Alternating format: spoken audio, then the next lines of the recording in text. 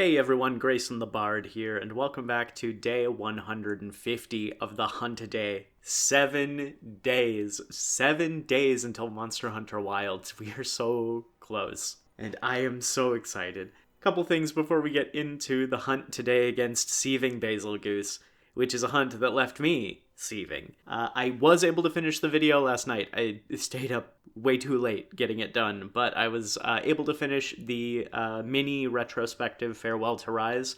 That's going to be going up today at around 5 o'clock p.m. CST, Central Time. I am really proud of how this video turned out. I like it. I think it turned out well. Please give it a look if you want to. I mainly just talk about the stuff that I really enjoyed about Rise and kind of, give my thoughts on the more controversial mechanics. It's not a full multi-hour retrospective because that's not really my bag, I don't think. More bite-sized, a little aperitif, a little hors d'oeuvre of a retrospective for Monster Hunter Rise. But today we are back in Monster Hunter World, where we're going to be for most of the remainder of this challenge. Over the next 7 days, I have 2 more monsters that I'm going to be hunting specifically in Generations Ultimate, but the rest is going to be all world. And today we are fighting a monster that, until today, I double-checked. I went to the NPC who you can talk to and see how many times you've hunted a monster. I have fought Seething Basil Goose, including today, a total of twice in my Monster Hunter World journey in all the time I have been playing this game. I feel like it shows as well. It is not my cleanest hunt. It takes me a while to get into the swing of things. I want to say I fought Seething Basil Goose more in Monster Hunter Rise than I did in World, but I don't want to go back and check. But yeah, this fight started off rough. Brachydios at the start refused to leave us alone. I was making very liberal use of the dung pods, and then it just kind of became a cluster of a hunt. Seething Basil Goose is, I think, one of those monsters that I really like on paper, and I really like in concept, and I really like in design, but I do not enjoy fighting it. There's a reason I only hunted it once, prior to this video. But I also feel like a lot of the reasons I don't like fighting Seething Basil Goose is just because I wasn't used to it. You'll see as the hunt progresses, I get a lot more used to the spacing, and I get a lot more used to the timing. But very early on in the hunt, it is incredibly difficult for me to approach Seething with his acorn bomb things that he drops off. I don't know what to call them except like bomb pods. He drops off the bomb pods, and it seems like I always time it wrong to either like tackle through them, or I space it wrong to be able to still get attacks in and not be in range of a blast. And my least favorite thing in Monster Hunter is monsters that make it difficult to approach them. And Basil Goose is the ultimate zoner monster. He will keep you at arm's length if he possibly can. Definitely countered by the fact that like he has really good hit zones on most of his body parts, and they're all like big and chonky, so they're real fun to hit. Like Basil Goose has a real satisfying tail break. A minor complaint I have with modern Monster Hunter design is especially tail cuts feeling a lot less substantial as the series has gone on. But Basil Goose's and Seething Basil Goose's tail cuts feel good. They feel chonky. They feel thick. And that's what I like. I like to see a big old tail slab sitting on the ground when I'm done with a monster. None of this rinky-dink little like one tendril getting knocked off like with Almadron, or the little just the tip of the tail coming off from Glavenus and Velkhana. No. I want to see that whole thing on the ground like a steak set on a griddle. Throw down some garlic butter, a little thyme. We got a meal going. And in terms of design, I really like how big and bulky he is. If you've been watching the channel for any length of time, you'll know I love big, bulky, chonky monsters. They are fun. I love being able to get in and mix it up with them. I love how physical Basil Goose is. I feel like if I say Beetlejuice 3 times, I'll hear the ba ba ba ba ba ba ba ba ba ba ba ba and get dive bombed.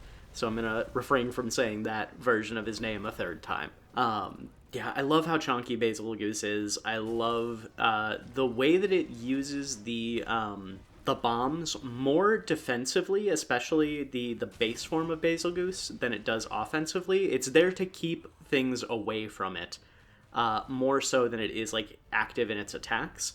And then I like how Seething Basil Geese flips that on its head, and it turns more from like fighting defensively and like keeping the hunter on the back foot to full out, all out aggression.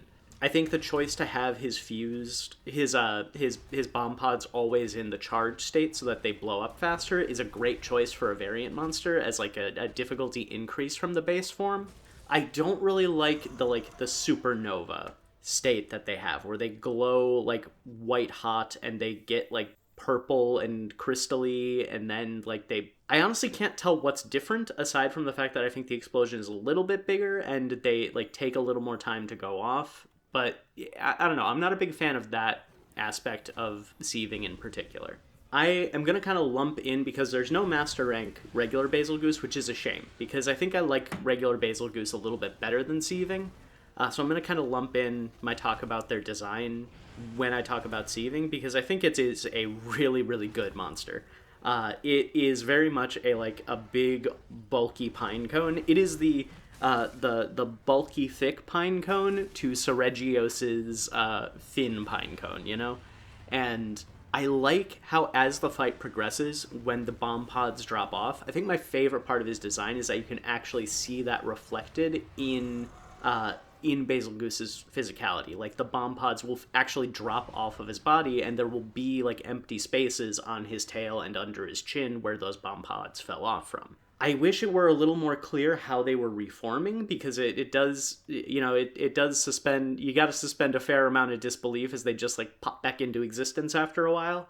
But aside from that, I think Basil Goose is a great design. I really like Seething's color palette. I love the, like, metallic gray look on his face, the, like, kind of, like, bluish steel kind of look. I think that works really well with the glowing red of the explosions, and it's a really striking visage. And Basil Goose is intimidating. I remember back when I first played World, Basil Goose was, I think, one of only like a couple monsters that didn't get revealed in marketing material.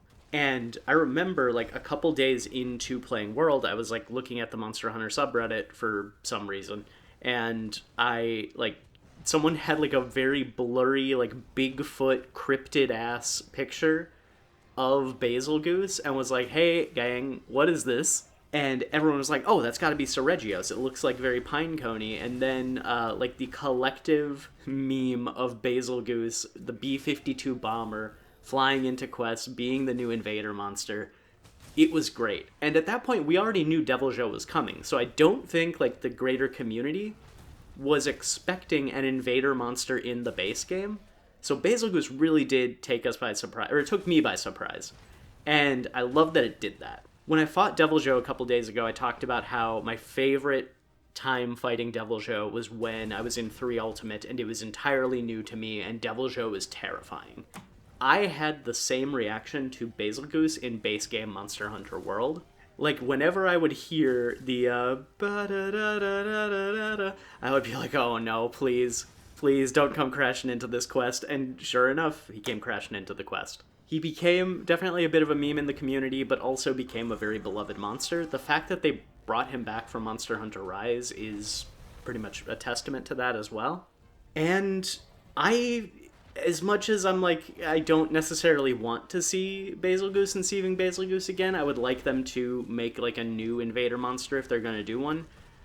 Thinking about the small amount of stuff I have seen for Monster Hunter Wilds, because again, I am spoiler free on pretty much on a lot of the stuff for Monster Hunter Wilds. The last official information I saw was the release date trailer back in September.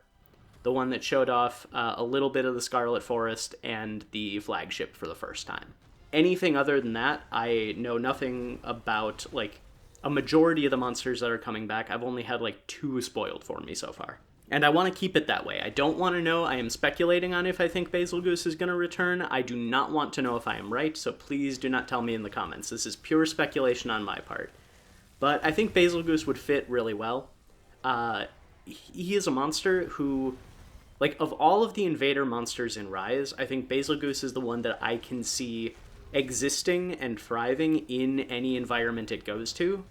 So it roaming around and, like, crashing into things feels like it would work well in at least all of the areas that I have seen for Monster Hunter Wilds. The sand desert, the windswept heath, and the Scarlet Forest. And I know the community loves Basil Goose, so it wouldn't surprise me for it to be a returning invader monster. I'm going to give it like a solid 8 out of 10 to show up in Monster Hunter Wilds, either regular Basil Goose or Seething. I'm kind of lumping them together. And yeah, that is where I'm going to wrap up the ramble for today. Please stick around until the end of the hunt if you can. Like, comment, and subscribe if you want to. Don't if you don't. And until next time, I'll see you next time.